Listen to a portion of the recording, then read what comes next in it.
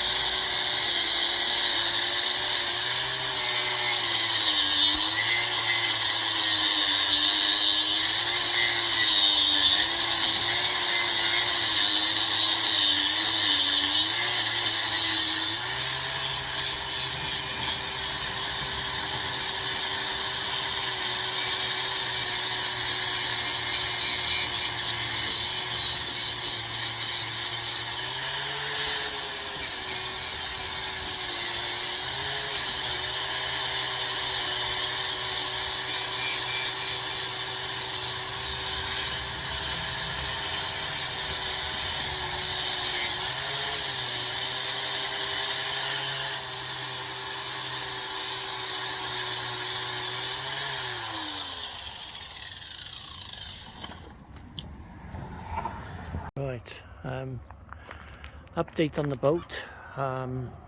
Since last week, I've done some work on it last week, which I put on the channel. I've had a decision what I'm going to do. I'm not going to put in the water at the end of the month now. I'm going to leave it another month. Just to get, what I'm going to do is just get this hull finished, I think. I think I can do it within a month. I do work, I have got a full-time job. I only come down here, on a Saturday or a Sunday, doing some work, so I don't get many hours down here. I just don't have the time. But I want to get it finished. But for me to put, this has been out of the water, I don't know how long, but it's been well over maybe 2 years, maybe longer out of the water. I don't know the history, how long it's been out of the water, but I know it's all dried out now. Everything, where all the cracks was, where water could have got in there, is now dried out. So if I put in the water now and there are cracks in it I don't see, then it's going to cause more damage. So I might as well leave it out of the water now, finish the work I need to do on it, get it anti-fouled, get it painted, and then I don't have to worry about it. What I need to do today, I started last week, I took some pictures last week, but what I done last week and starting today is the keel plate. Obviously the keel is bolted to the bottom half of the boat, and it's got various bolts going through from there. You can be able to see it, the number of them there. There's a few of them going down the boat. I don't know, maybe 12 bolts, whatever, going in there. But anyway, it basically bolts on there, and then it's covered in with filler. You can see the filler on there, which I've chipped away. So I'll finish chipping that away now, get any loose off, and then fill in these gaps along here with filler, and then feather it back into the keel. It's not a great deal. It's not much. It just covers it. But what's happened, obviously, before I took it off, it obviously got to the keel and it started to rust it and corrode the keel plate, which is not good. So I'm going to clean this off again now. I started doing it by there. It's quite clean there, but over the week it's got some rust on it, but that should just wipe off. But anyway, I'm going to get this done now, clean the keel plate off, clean what filler is on there. I don't mind if it's on there and it's tight, it's not in the water bit, I don't mind. But anything like that there, a gap in it, I'll be taking off and cleaning it. By there's a gap in there, so anything like that, take that off. So, but if it's fresh like that, I don't mind keeping it like that. But anyway, I'll be doing that today, get that cleaned off, fill that in then with filler. I should have on an update video as I'm doing it. And then what I'll do then is epoxy resin, fiberglass then in that area, so then you give that waterproof seal on it. As for where they gone? All right, the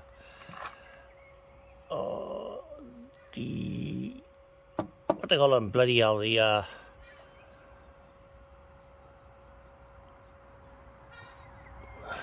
holes there, I filled them. I got to take that one out there. You can see the screws in there. I'm grinding them out there today, get them out. This one as well, I've put resin over that, epoxy resin over that, so that needs to be sanded down and filled. So that's watertight now, but it needs to be sanded down and filled. So do that with that there, and take that one out today. The stopcocks, take them one out today. So just get that out there. That can be removed then, and that hole can be patched up as well. So it'd be that done today, that taken out and refilled, and the keel plate done, and then sand off. I started sanding last week. there's no osmosis in the there's some little minor little like resin, whatever, I don't know, but it's not osmosis. It's not blisters. I mean, so it just looks bad. So it's, you know, whatever, I don't know what you would call it, is raised points on it, but that should flat down. It's just raised. It's not osmosis. There's no blisters. It looks like, but it's not. So that's got to be cleaned off. So I want to at least do that keel, get that filled, and then at least sand to here. That'd be a third of the boat sanded and ready for painting. There's a drainage there for the sink, so I'll leave that. I might take that out and put a new one in there. That's the sink, so I'm not worried about that one. The holes in the back where the cracks was, that's got to be done today as well. Fill that in. I'll put some resin inside there, that sand off, and then put a patch in there. As for the cracking along here, I don't think it's cracking. I think all that is anti-foul. They put the anti-foul on and they didn't put it in the water, and I think that's what that causes the cracking along there. I think it's the anti-foul cracking, because when you do anti-foul, you put it in the water as soon as possible, like a couple of days before. But I think it's just dried out, the anti-foul, so it needs to come off, and I check all that anyway. So it's a fair amount of work got to be done on you, but I got a month now to get it done. Just get it ready for the water, and then give it a good clean and a wash down, and paint the top half then. But I want to get the anti-foul half. I want to get the water line done, underwater line done, before it goes in. But I'd like to get it all done if I can. There are some cracking on the front, which I'll sort them out before I paint it. Anyway, just leave it there now, and catch it a bit later on this afternoon. Right, I removed the other seacock, the big one, for the toilet, and I've ground everything back. Now I'm going to put the tape over it now, like that.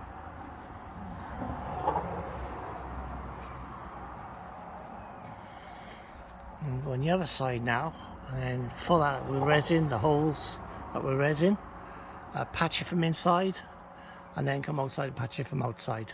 So, like I say, it's going to be filled up from resin from inside. I'll show you the video in a minute. And then patch it from inside, and then outside patch it from outside. So it's good to go. So I'll be seacock removed from there, seacock from there, then it'll be the seacock from there removed. And that was for the engine, that was. And that was for the toilet. The toilet is not going to go there, it's going to be moved to the back. But worry about that later on. But yes, get this sealed in now, ready for sanding and filling. Right, so I've patched that one in. So that one's been done, that one's done, and that one's done. So all the seacocks are gone. I filled in the underside with a keel, so that's done. Well, that half is done, but I run out of filler, so I just need to skim on that, sand that back, skim it back, and then do the rest of it to the back. Rest it to there. That's done. I just gotta get some more filler next weekend.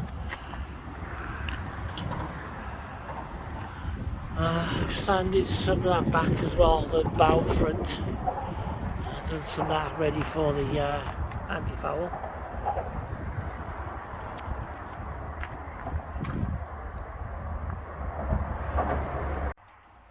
And that's the inside of it done. as well. And that's the other one. Just checking my cabling now for my nav lights. That's what I'm going to put on top of the mast. It's got basically that's the back end of the that'd be the back aft side. Then you got port and starboard, and then you got the green in on the top. So that's what I'm going to be putting on my on the top. That's a bit of kit there. Like that.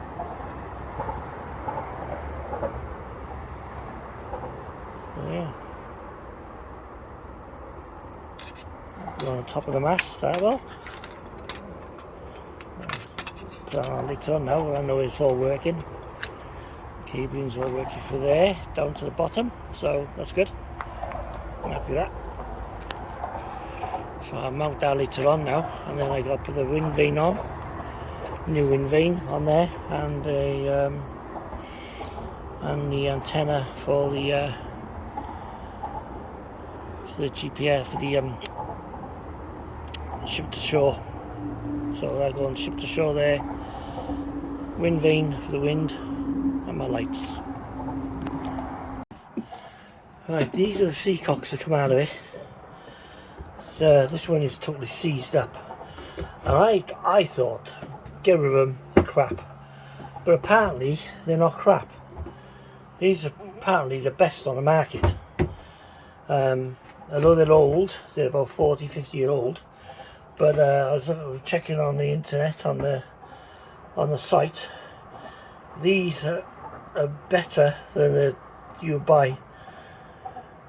So I'm going to end up keeping them. So I'll put them back on the toilet, I think, because I'm not going to have the toilet at the front and have them at the back. So this is seized up, this one I have. I poured some this GT85 down the cylinder there to try and clear it, and it looks like it's coming out of the bottom. So but anyway, so I'm going to keep them. I'm not going to change it. That's going to save me probably a couple £100 in seacocks. So I just clean them up, unseize them, service them, and put them back on the boat, because they, you know, they're supposed to be the best. Oh, more. What's that? What's saying there?